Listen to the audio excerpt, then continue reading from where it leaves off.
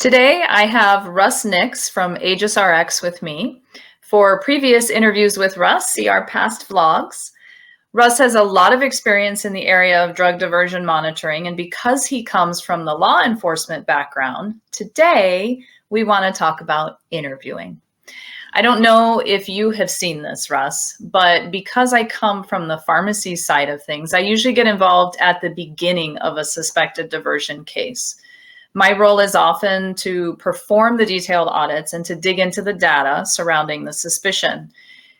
I depend on the managers of the healthcare worker to provide insight into job performance and behaviors. And often the manager and human resources then take over the interview and speak with the healthcare worker. But too many times when they do circle back to me with their conclusion, and many times I have to seek them out for their conclusion, it comes back as just poor practice and they've been educated. But if you remember, I've seen the data, and there are some times when I'm pretty sure there was diversion going on and it was not just poor practice. The bottom line really is that if the person doing the interview with a suspected healthcare worker is not skilled at interviewing, has no experience with diversion, so really can't believe their staff would be diverting, and therefore has a bias that there is no diversion going on, even before talking to the healthcare worker, or perhaps just simply they don't like confrontation, because let's face it, this can be an uncomfortable conversation to have, then the whole investigation can fall apart. Have you seen this happen in your experience? Unfortunately, I see that all too often. It's pretty common for the individuals that end up in charge of that interview process in the investigation come from the nurse management or the pharmacy side. And while they're extremely knowledgeable in processes and procedures and patient care, there's a gap between that and the investigative interview, and that kind of confrontational encounter where you've got to really drill down and find out what's going on. And so having somebody who comes from a law enforcement background like I do, it's not hard for us to figure out that there are two different personalities in play.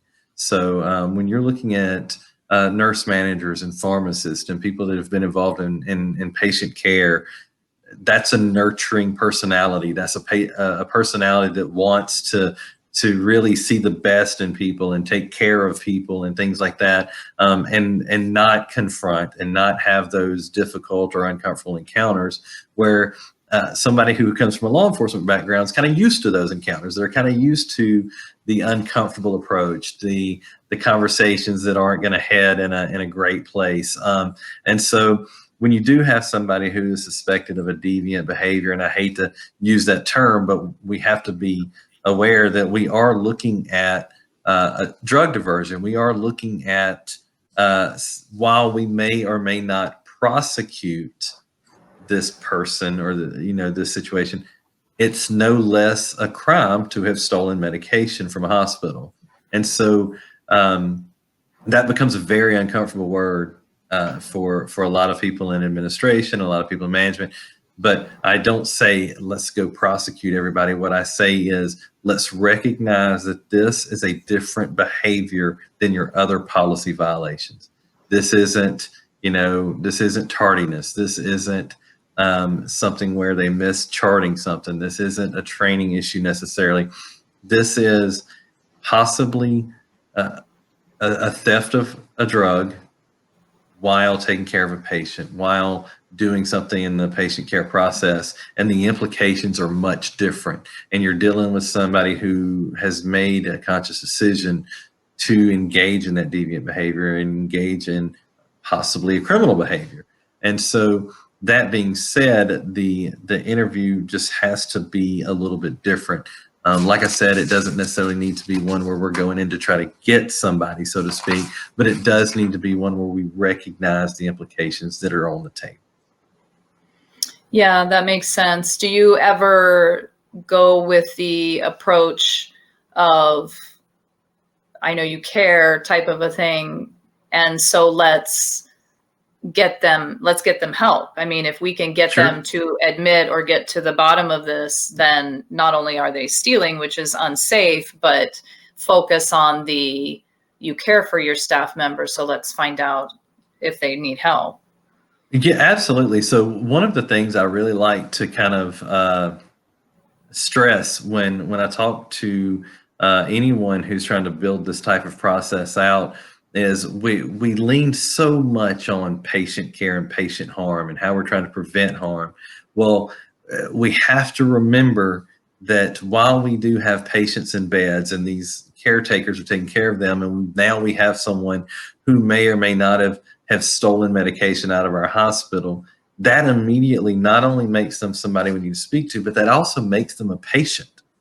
They are now someone who has an issue that needs to be treated. So when we talk about not doing patient harm, the very fact that we not only try to kind of not confront them, but we also kind of say, well, let's just say it's a training issue, let's move on. We're not only putting the patients in the beds at risk, we're putting that person at risk as well. I think the overall goal, the ultimate pursuit, is to basically be able to take care of the patients in the facility while also protecting those that are working there. And if we know someone has a problem, we know someone has an addiction, or there's things that indicate that in possible diversion, then we want to give them an opportunity to say, I need help. I would like to go through something. I recall a very years ago when I did an investigation, and everything pointed to diversion. And I did have a sit down interview with a nurse who initially denied everything. And then, of course, through the interview process, got her to admit not only had she been diverting, but she did have an addiction problem. She agreed to rehabilitation. She was moved from patient care for a period of time. It was reported, because that is how mandatory reporting works. But because she agreed to go to rehabilitation, we were able to say when we reported, hey, look, there is an individual that has a diverted medication. We have removed them from patient care, but they've agreed to go and get help. And our, recommendation as a drug diversion specialist, my recommendation was, if this person makes it through rehabilitation, whether they come back to this facility or not, maybe once they're recovered, they can return to patient care and not have sacrificed all of that education that they had before they went down this addictive road.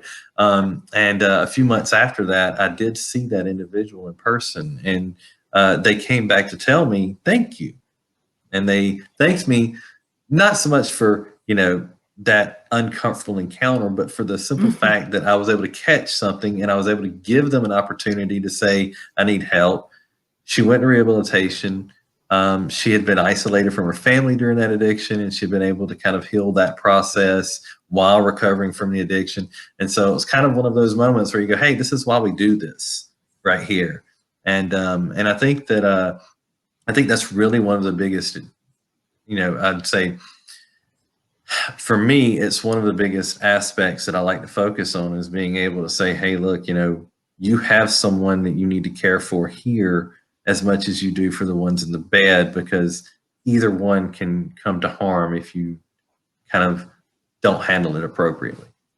Yeah, no, it's true. And it's not the best day that they've had when they get caught. Sure. But you often talk to them that have recovered, and they will, looking back, say that was the best day, the day I got caught, because Sure. They're desperate to keep the addiction going because they are addicted. They're dependent upon it. And so Right. they do what they need to do, and they don't want to give that up, right, so to speak, because they got to keep themselves going.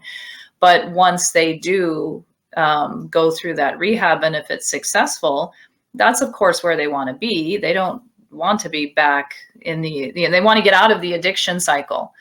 Right. And so catching them and confronting them, and if they can push themselves to get the help that they need, then that's the outcome that we want to Right. get. And they're always grateful for it. Yeah, I mean, addiction is clearly, I think a very loose definition of addiction is that continued use despite harm.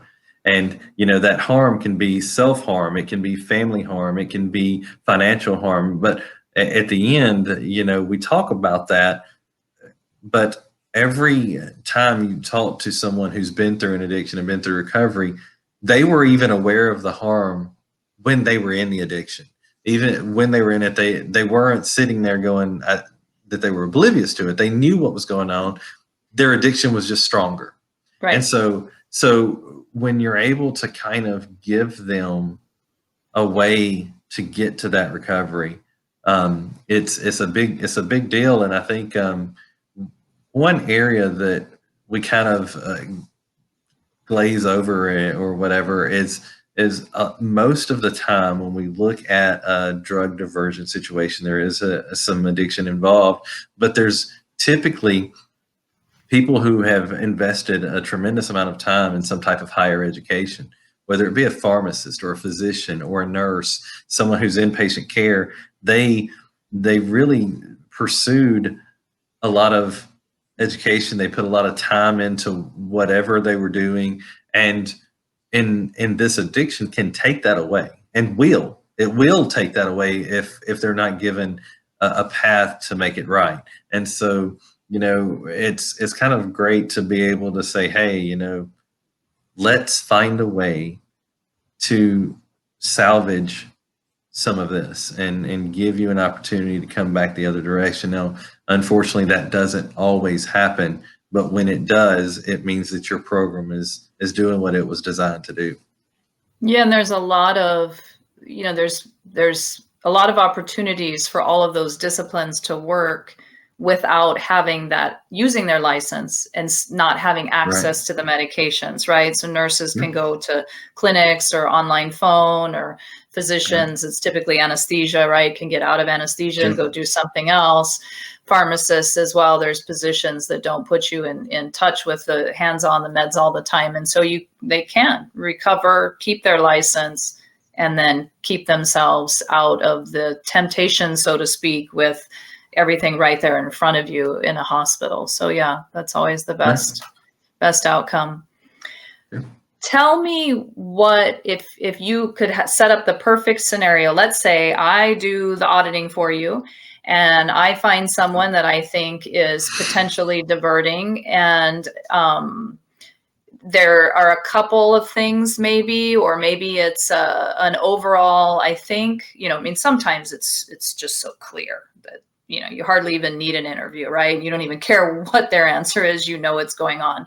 But this is not the case, let's say, but there are a couple of policy violations. And I'm now turning it over to you for the interview process. How would you set that up, and what do you think is the best way to handle it with that healthcare worker? Okay, so first of all, I think that one thing that a lot of facilities do, a lot of organizations do, and I think it really negatively impacts the effectiveness of the interview, is giving the user, the individual that we're wanting to talk to, a lot of time prior to the interview. They have that knowledge that it's going to come. They get that heads up, so to speak. And I think that the first time that they really should be aware that they've been looked at, that they've been, that we've drilled down and looked at their practices, is when they're sitting down in front of you.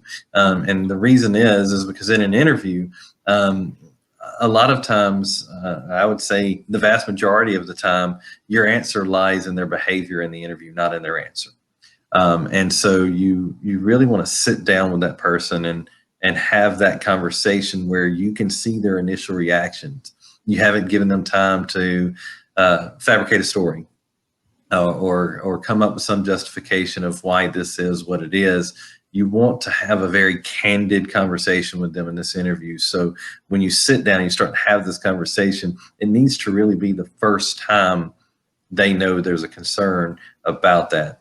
Now, if it's somebody who's diverting, they're already going to be aware that there's a possibility somebody's going to come talk to them. If it is a person who has just violated policy through a sloppy practice or through some type of policy ignorance, so to speak, or bad training, that'll become very clear when you first start asking questions. You'll start to see a difference in the behavior between the shock and the desire to make this right, and a defiant person who is trying to justify why they did what they did, and then possibly also conceal some other behavior. So that's probably the first piece of the setup, is having that person come to the table and not have any early notification that you're going to have that conversation, any heads up that you're going to want to talk to them about this, or that it's being looked at. I like to have that kind of be the first time they know that they're being talked to about it or looked at.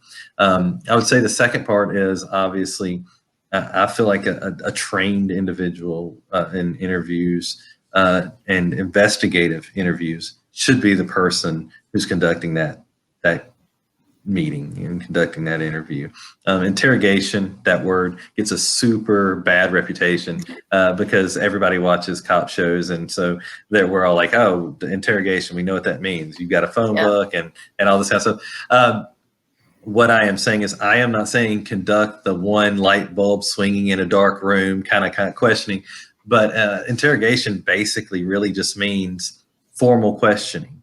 And formal questioning is exactly what you're doing. You have an incident, you have some pattern, or you have some concerns about a practice. So you're going to sit down and you're going to ask them some very scripted, some are going to be more pointed than others, but there's going to be some questions there that you need answers for. And so having somebody who does have experience in interviews and has some training in that, but also has the personality to go to that last step where the conversation or the encounter has to become, even if it's amicably confrontational, it has to confront the issue. It has to say, here's what our problem is, and this is where we're at, and this is what our concern is. And I think that is the gap a lot of facilities run into, is they don't have someone who can take that last step and just say, hey, we're at a point now where we need to have the pointed piece of the conversation, the piece that's not the most comfortable, and move forward with that. And I think that's important. I do think that minimizing the number of people in this interview is important. You don't want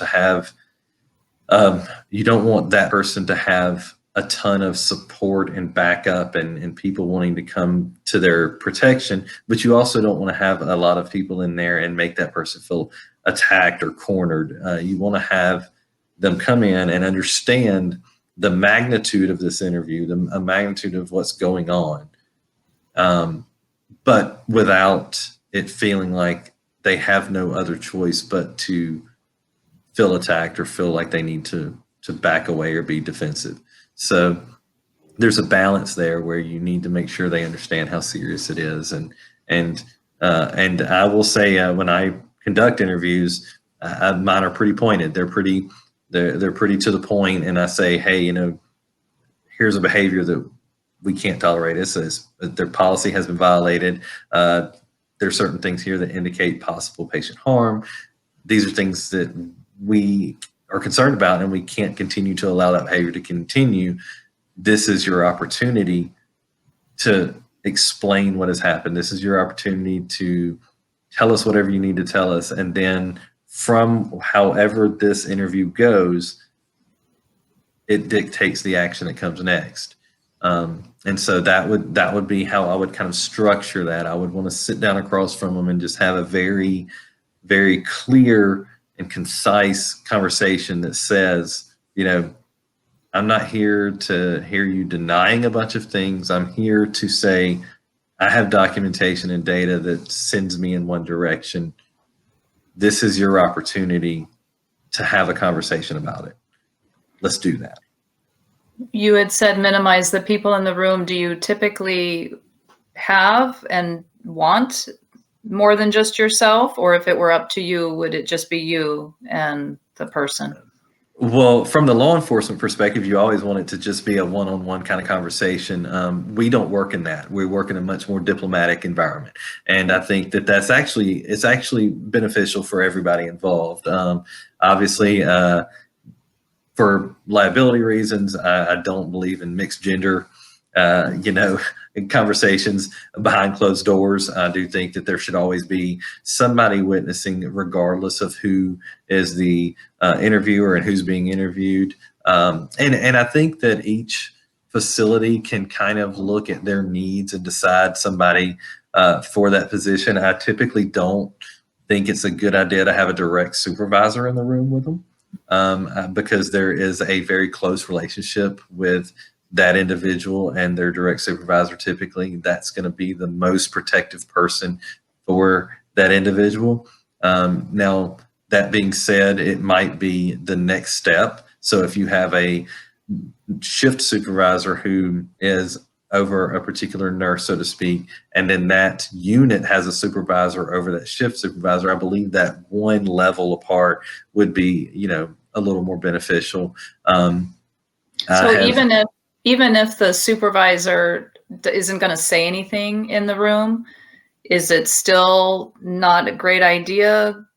So I don't have a huge issue with it being the direct supervisor. I have just found in my experience that that person typically has a lot of personal investment when they come into the room, and I like to try my best to minimize the personal investment in the room. So that being said, if I can find someone who is knowledgeable of the situation but isn't necessarily very close to the individual, can be a little bit more objective, it helps on both sides. Okay.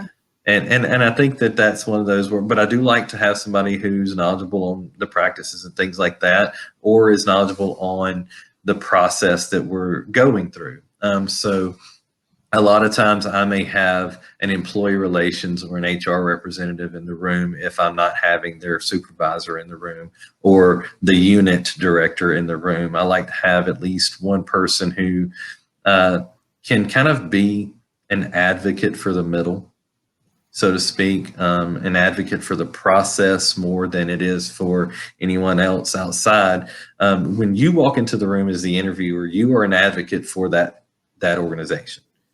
You are there to protect the organization's liability. You're there to protect the organization's patients, and that's what you're there for. Bottom line, that's how that works. And I think it's important sometimes to communicate that. Say, hey, look, I'm here to represent the organization. That's why I'm looking at the black and white. I'm looking at the data, and this is why we're having this conversation.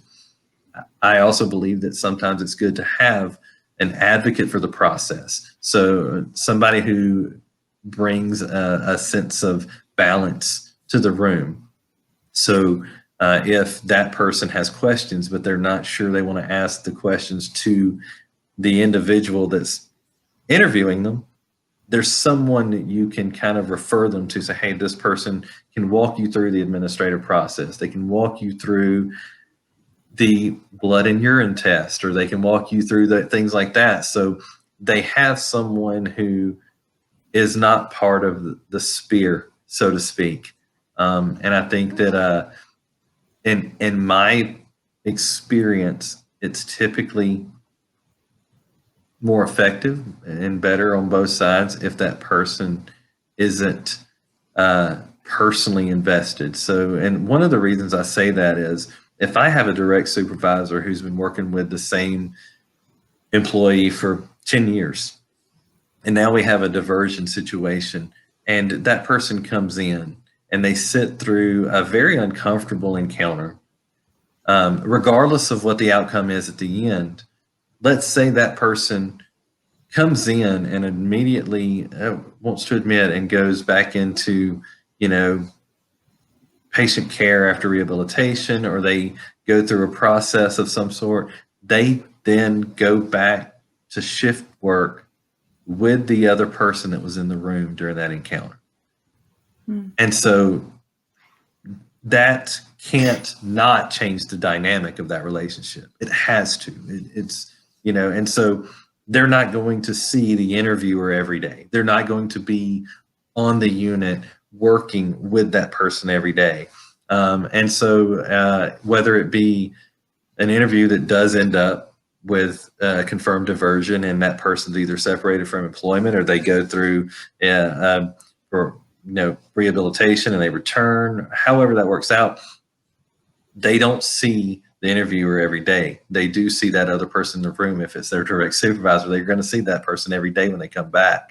And so, but it also is, if it's not confirmed diversion, if it is a sloppy practice, if you do get through this interview and you realize that this interview where you've been just kind of hammering in comes down to the fact that this person really needs retraining and they've got to go back through some type of remedial education, they still go back to shift work with whoever was in that room, if that's who you've picked.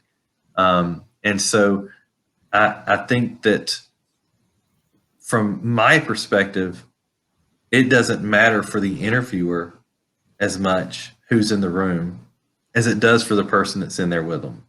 And I think that one of the things that we have to think about, because we are in an industry that cares about its people and does this type of work, you have to kind of try to maintain the integrity and the dignity of the person who's being interviewed, just in case this person really has, done something that wasn't diversion. And you've got to allow them to return with some dignity to their unit. And they're going to have a problem doing that more often if there's a person in the room that they're going to see every day than if there's not.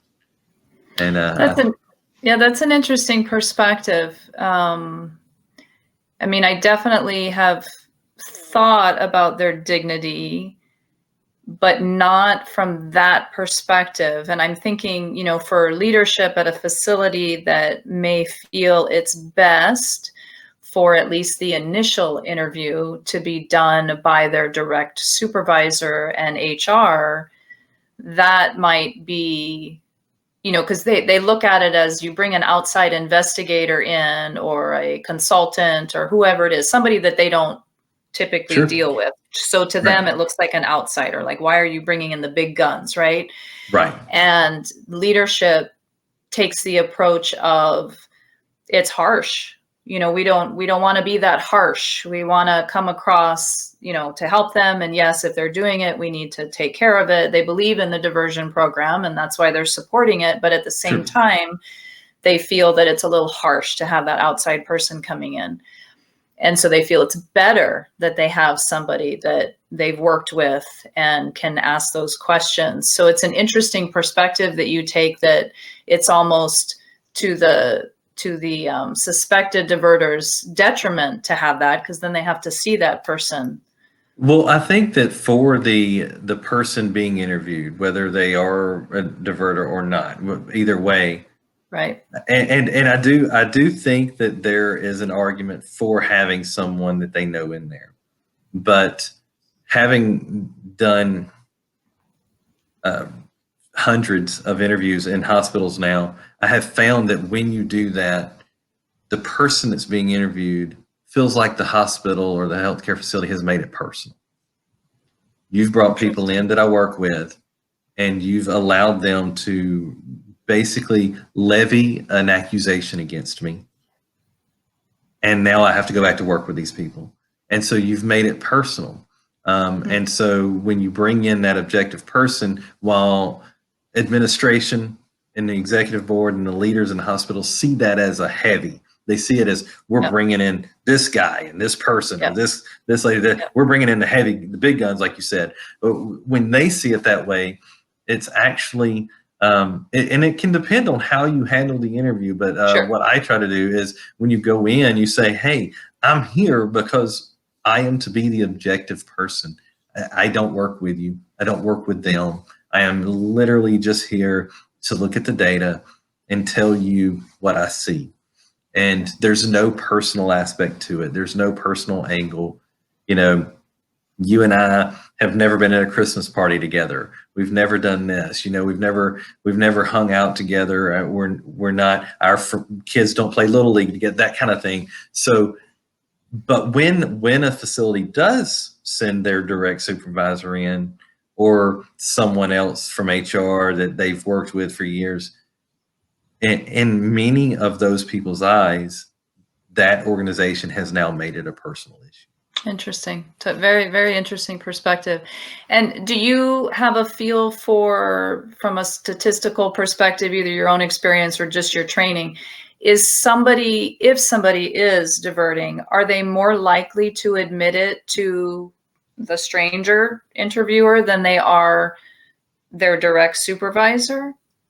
Absolutely. Yeah, absolutely. And I think that still comes back to the personal connection. We all like to say, well, if I'm close to these people, or I've got a personal connection to them, I'm more likely to admit it. And that's not accurate at all. That's not how we do things. I mean, well, the personal connector feels, I would think, like, let me help you, let me get you, you can appeal to that action. Well, and unfortunately, a personal connection builds our pride meter, which means you know me, so I need you to think there's nothing wrong with me. Okay. I need you to, and you know me, but you also know 17 of my other friends. Yeah. And while I believe that you're not going to tell anybody, I kind of believe you are. Yeah. And this person that I don't know this person has no connection to anybody I know. This person is just here to hear me out, and it doesn't go further than these walls. I don't even know this person. I mean, we like to think that the personal connections make us more likely to open up, but I'm pretty sure we've seen spring break and Mardi Gras a million times. You get in a place full of strangers and you do things you wouldn't do when you're around your close friends. So I think that what we look at there is we like to believe that personal connection is going to help us, is going to bring it out. And in times it does. And I think there should be a balance in some of that. But in my experience, I have found that a lot of times that objective outsider, so to speak, is the person that comes in and has that conversation and can kind of hit some of the harder, heavier questions and get answers to them, just because they don't have an investment to tell you or not tell you. They can say whether or not they want to. In fact, if I have a personal connection to somebody and I want to tell somebody, but my pride is in the way, if I have a personal connection to you, I'm less likely to say it than I am if I have no clue who you are. Okay. Yeah, no, that's a great perspective. That's very good food for thought. Do you have an idea on what percentage of the time you get somebody to admit, when you buy the data and their behaviors and everything, you're pretty convinced that they are diverting? What percentage of the time would you say you actually get an admission? So I will preface this with the fact that there are roughly 20 years of investigations and training in place there. So so don't compare myself to you. Well, I think that one thing that we look at is the style change here. As I said before, I am typically a little more pointed with some of my questions, and I am diplomatic. I do have this conversation in a very calm manner and explain things way before I really get into the meat of an interview. But I would say I probably somewhere around 80%, and maybe higher. And now, that being said, I like to give credit where it's due, and I have been super fortunate to go through some very effective interviews and interrogations courses. Like I said before, my master's is in forensic psychology, so I definitely lean towards the psychological aspects in certain behaviors and ways to recognize certain things. So I've really kind of honed my skills over the years, and a lot of that 20% came from my early years of interviewing, where I could see certain behaviors and I could be like, hey, I learned this in one of those classes, and I know you're not telling me the truth, but I had not gained the experience to be able to really exploit that piece yet and say, where can I pull the trigger and get that person to admit to me? I recall very early in my career when I was still doing criminal investigations, I'm pretty sure that the guy I was interviewing was sitting on the edge of his seat wanting me to ask the right question so that he could admit things. And I couldn't put the right question together. So I do see how as you get more experience in it, and you do push those numbers up. But I would say I've been very lucky over the last several years, and especially once I got into healthcare drug diversion, to be able to see certain behaviors and certain flags, so to speak, to say, hey, I think I'm where I need to be to ask the right question. And I've also worked for organizations that were supportive enough to allow me to ask those questions, allow me to do those interviews in a certain way. So I think that some of my success has really been a totality of circumstances where I was kind of given an environment where I could be successful. So I think, for some people are going to be working in healthcare systems where diplomacy is king and you can't ask certain things in a certain way. Then you have to find a way to do that interview a little differently and try to dig those answers out a different way than I necessarily would be able to in my position.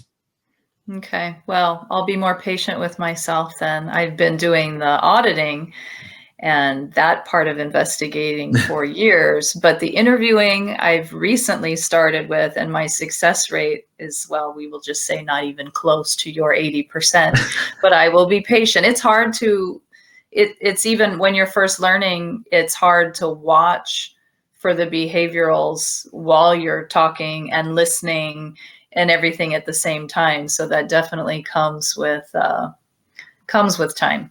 So I will be patient. Well, I'll say there's a couple of easy tips, and one is when you are doing the interviews, and a lot of people don't really write on paper the way I still do because I'm just kind of old school that way. But I typically like to, first of all, if you're convinced of diversion and the data is leading you in that direction, go into that interview confident in the fact that that is what has occurred and that is the behavior that is went. When you go in questioning yourself, then you're already putting yourself at a disadvantage. So when you walk in there and you're pretty convinced that the information is giving you what it is, that information was black and white before you walked into that room and it had you convinced of what had happened, then it's still black and white when you sit down at the table with the same person. And so stay with that confidence. The second thing is I've found that innocent people that have not done it, may ask you a question, but are not going to feel silence all day. Guilty people feel silence. If you ask a question, I don't care if you're writing your grocery list. I don't care what you're writing on that pad. Bring it close to you and start writing and just wait. And a person who has been diverting, a person who feels like they have something to hide, they will start with their justification story. They will start with something else. They will fill that silence with something. And that is your first behavior you'll recognize. If you just ask the first question or give your first statement, give them the first area of concern, and then just stop, that is going to be your first behavioral key that'll flag up, is they'll want to fill that silence with something. Okay, well, I'll try that one. I haven't tried that one yet. I'll remember that. Give it a shot. Let me know how it works. All right, I will. All right. Thank you so much, Russ, for your time today.